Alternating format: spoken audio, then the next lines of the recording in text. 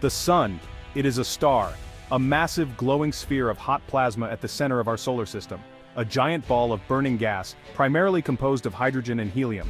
Its core is a nuclear furnace where hydrogen atoms fuse to form helium, releasing an immense amount of energy. We on Earth feel its heat and see its light. The Sun's energy sustains life, drives our weather, and powers our climate systems. But the Sun also emits something else, the solar wind. This wind is invisible to the naked eye, a stream of charged particles constantly flowing out from the Sun. But it carries enormous energy and travels at incredible speeds, sometimes reaching up to 900 kilometers per second.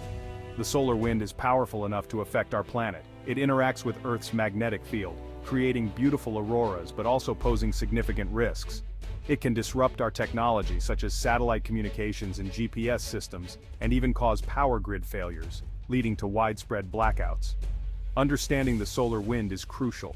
Scientists around the world are dedicated to studying this phenomenon to predict its behavior and mitigate its effects. We need to know how it works. By understanding the mechanisms behind solar wind, we can develop better forecasting models. We need to know how to protect ourselves from its potential dangers. This includes designing more resilient technology and infrastructure. This is a matter of space weather. Just as meteorologists study Earth's weather, space weather scientists study the conditions in space that affect our planet. Just like weather on Earth, space weather can be unpredictable.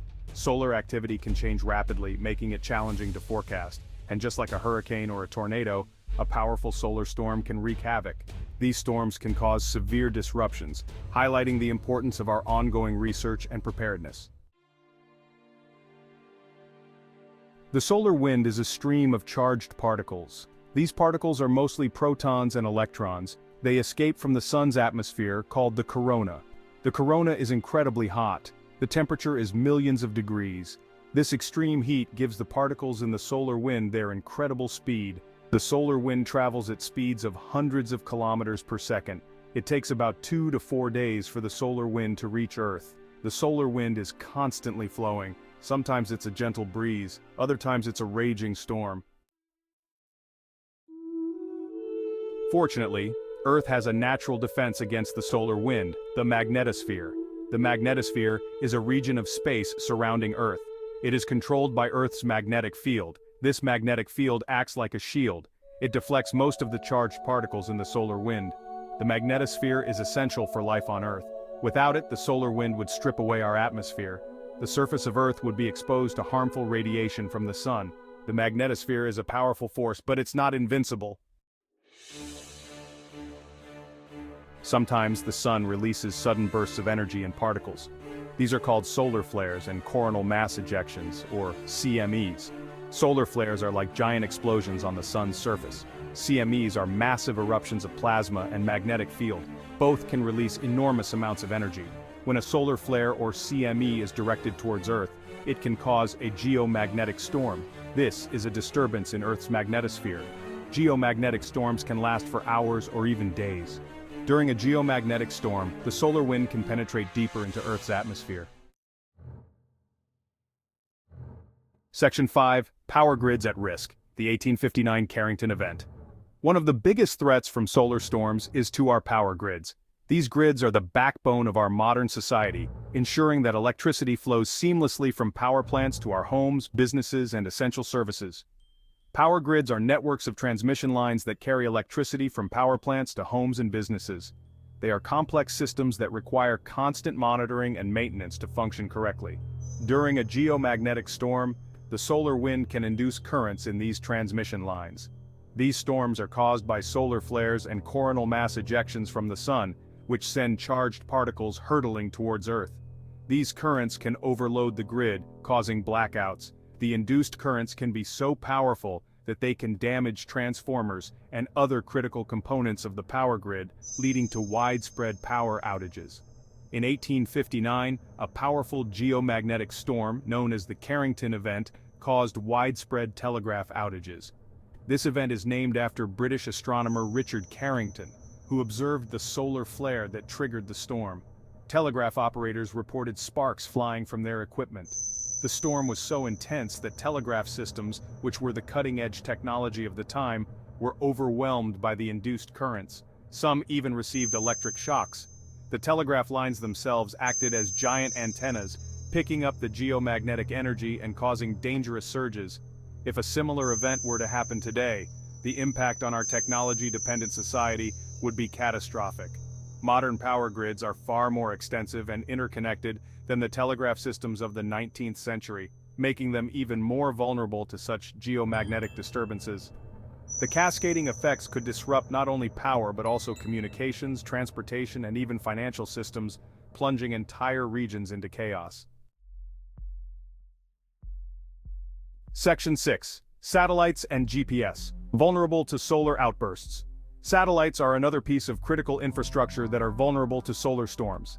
Satellites orbit Earth high above the atmosphere. This makes them exposed to the full force of the solar wind. Geomagnetic storms can damage satellite electronics. They can also disrupt satellite communications. GPS, or Global Positioning System, is a network of satellites that provides location and time information. GPS is used in everything from navigation systems to financial transactions. Solar storms can interfere with GPS signals, causing inaccuracies and outages. Section 7. Astronauts in danger. Spacewalks and radiation. Astronauts in space are also at risk from solar storms. Outside the protective shield of Earth's magnetosphere, astronauts are exposed to the full brunt of solar radiation. During a solar storm, radiation levels can increase dramatically. Exposure to high levels of radiation can lead to radiation sickness. It can also increase the risk of cancer. Solar storms can also pose a threat to spacecraft. They can damage electronics and disrupt communications. Section 8. Communication breakdown, solar storms, and radio waves. Solar storms can disrupt radio communications. This is because the charged particles from the sun can interfere with the ionosphere. The ionosphere is a layer of Earth's atmosphere that reflects radio waves. Disruptions to the ionosphere can cause radio blackouts. These blackouts can affect a wide range of radio communications, including high-frequency radio, which is used by aircraft for long-distance communication, AM radio broadcasts, and GPS signals. Section 9. Predicting the Sun's Fury, Space Weather Forecasting. In this section we delve into the fascinating world of space weather and the efforts made to predict and mitigate its effects. Scientists are constantly monitoring the sun for signs of solar activity. They keep a vigilant eye on the sun's surface, looking for any unusual behavior that might indicate an impending solar event. They use a variety of instruments, both on the ground and in space, to track solar flares, coronal mass ejections, and other space weather events. These instruments include advanced telescopes, satellites equipped with specialized sensors, and ground-based observatories that provide real-time data. This information is used to make space weather forecasts. By analyzing the data collected, scientists can create models that predict the behavior of solar storms and other space weather phenomena. Space weather forecasts are similar to weather forecasts on Earth. They provide detailed predictions about the likelihood of solar storms, their intensity, and their potential impact on our planet. They provide information about the likelihood of solar storms and their potential impacts.